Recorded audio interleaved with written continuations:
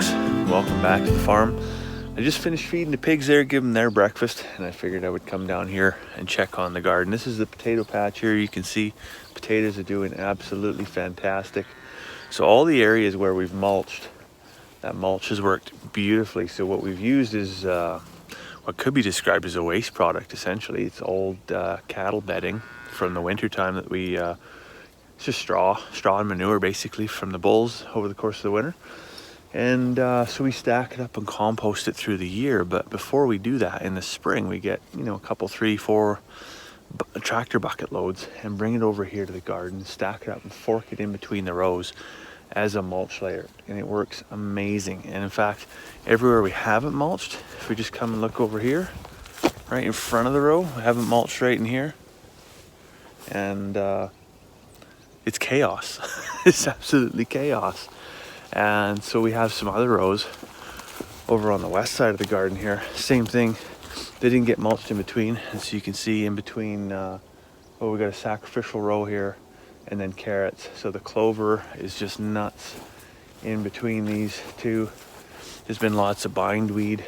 Some of this scentless chamomile, which scentless chamomile isn't like regular chamomile. We're not plucking that to make tea.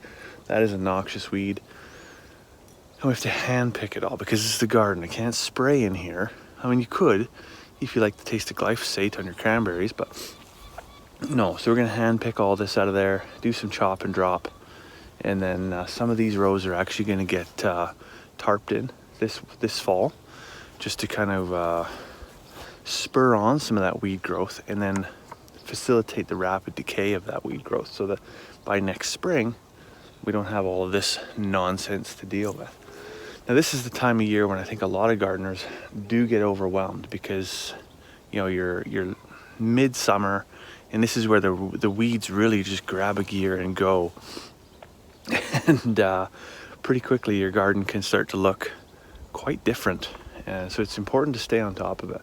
So at this point in time, the weeds have basically, they've already taken all the nutrients, not all the nutrients, but a large portion of the nutrients out of your soil. It's no longer available to your plants, right? To the garden you're actually supposed to be growing. So weeding early is really, really important, or putting down, a heavy blanket of mulch to prevent the weeds from growing in the first place. What you can do, like I mentioned about chop and drop, is if you've caught the weeds in their rapid growth phase, but before they've gone to seed, is just chop the weed down right at the soil, or pull them, but preferably chop it at the soil, and then just lay it down and let it decay in situ where it sits, and then the nutrients from that decaying plant immediately get returned to the soil. The other thing you could do is chuck it in your compost pile and come back 3 to 6 months later and apply that back to your soil here as well. So now on the very western edge of our garden, you see we've got some squash and stuff here, but this is where, we got a lot of mayweed, some hogweed. This is the stuff I'm talking about. This is the problem, right? Now I can't pluck this and leave it there because I want this stuff gone, right? I don't care about the nutrients it's eating. I don't care about, it's just got to go. So I've got to physically pull it. Now I can't put it in the compost because if there is any seeds of this stuff in there and I don't get a good compost and I'm returning seeds of this plant back into my garden, I've just completely undone myself. So how can I get rid of this stuff? Well, I'm gonna feed it to the pigs, and that's what we've been doing. So you can see we've got the wheelbarrow back there, chock-a-block full of weeds. That's what we're doing with our garden. Any of the weeds in the garden that we don't want returned back in here, they go in the wheelbarrow, get hauled over to the pig pen. The pigs eat them. The pigs just love this stuff. They love the mayweed, they love the hogweed, they love the clover. The clover I'm not too concerned about. The clover can stay there. It's a nitrogen fixer. I'll just come along with a weed whacker and just go real low and then just trim that right at soil surface, and that can decay down nice and good. But any of this stuff, nah, see you later, out of here, into the pig pen. Anyways, before I head off to work today, I just want to show you my semi-redneck, semi-off-grid swimming pool heater that we rigged up here recently. So the beginning of summer with COVID and everything being closed, we bought a swimming pool. We drove to Dawson Creek, bought a swimming pool from Canadian Tire, come home, rigged it up, hopped in there. Ooh, the boys were cold. And so we quickly decided it's great to have a swimming pool. It's not great if you can't get in there because it's too damn cold. So we need to figure out a way to heat it. We went through a heat wave and everything warmed at 40 degrees. It was fantastic. Didn't need a heater at all. But now the heat wave's gone and it's coming to normal daily temperatures of around 20 degrees-ish. And the water gets cold at night. So you want to get in there. Ooh, it's chilly again. So what we did is we actually went on Amazon, which I don't ever shop on Amazon. I like to shop locally, but this was one product I couldn't find locally. It was advertised, you know, Home Depot, Home Hardware, all the stores that we have locally, but they just didn't carry it anymore. It's on their online store, but it's not accessible. So we ordered a thing off Amazon. So it is this 18-liter on-demand propane fired water heater. Works really slick. So how's this off grid? Well, basically you can see it's just garden hose connections, but I actually added those. It comes down to a 1/2-inch NPT threaded fitting on the bottom. This would work really good with a small gallonage, like a 1 to 5 gallon per minute. It's like a 12-volt RV pump, really, essentially, is what this would work really well for. So you could run off a battery bank with solar panels, things like that. Now, because we were on grid, so we plugged ourselves back into the matrix when we built the house. We have some parts that we can utilize that we were utilizing before when we were in the RV.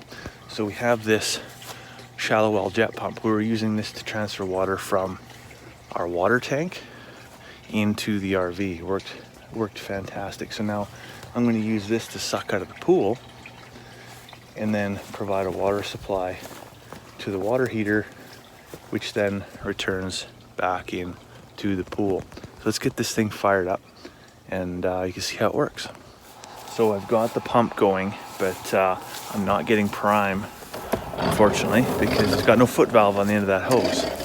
So what I'm going to do is I'm going to stick the garden hose in the end on the jet function, and you'll create what's called a jet siphon. You'll just force it right at the end of the hose, and the pressure of this water passing into the hose will create a vacuum behind it, which will then create a suction on the inlet of the larger hose and will help to prime that pump. Fortunately, I'm gonna need both hands to do that, so you're just gonna have to believe me that the science is accurate on that one. All right, so I got prime on my jet pump here, and we're discharging. Not a ton of water, as you can see, but enough. This thing kicks on and off. It's got a pressure switch, so that's good because you're not gonna overpressure the water heater and cause some kind of massive explosion.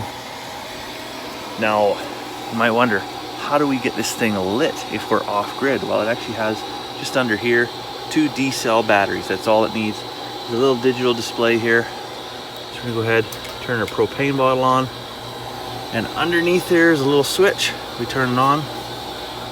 Now we've got the gas regulator, so you can control your flame height. Control your water regulator, so you can control how much flow you want to come through. So we want this to be, I mean, we're sweet in a swimming pool, right? Lots of volume. So we want maximum flame, maximum water. And then it also has this winter summer function, so it's essentially a high fire low fire function, assuming that if you're heating water in the wintertime, that water is going to be colder, so it just obviously adds in their other more BTUs, essentially, is what it's really doing. So anyways, this is all set up. We're going to go ahead and turn it on, and you'll hear it fire up here. And we're cooking with propane. So this has a built-in timer. It runs for 20 minutes. Remember, this is meant for showers, not for swimming pools. So, you know what, one day when I get feeling really handy, I might actually pop these screws off, open it up, and see if I can work my way around the timer so we could just leave this run for a few hours and heat the whole pool. I'll not have to come out every 20 minutes and reset the switch. But for now, I think we're in business. So here's the hot water coming out of the pool, or coming out of the end of the water here. Yeah, that's really hot. So that's probably 65, 70 degrees water. So we want to get this pool up to about 40 degrees. So it'll be a while. There's 9,000 liters that this pool holds. I think right now we've got about 6,000 liters in it. So a couple, 3 hours, we should have this thing toasty warm.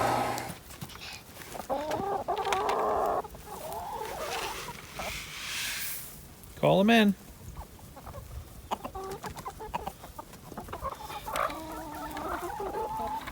Call all your chickens. Tell them to come.